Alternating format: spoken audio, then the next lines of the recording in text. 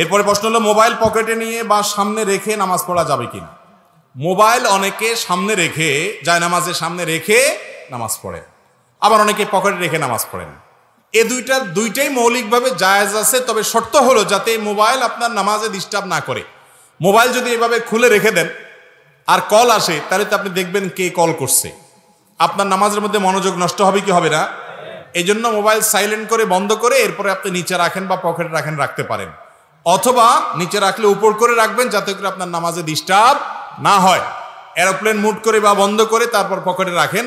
এক কথায় সামনে রাখেন আর পকেটে রাখেন, নামাজের জন্য মনোযোগ নষ্ট না হয়। মোবাইল খোলা রেখে সামনে রাখছেন, বাজছে কল, এবার তো টিপ দিয়ে বন্ধও করতে পারেন না, আবার নামাজে মনোযোগ ধরে রাখতে পারেন না, নামাজটা নষ্ট হবে কি হবে না।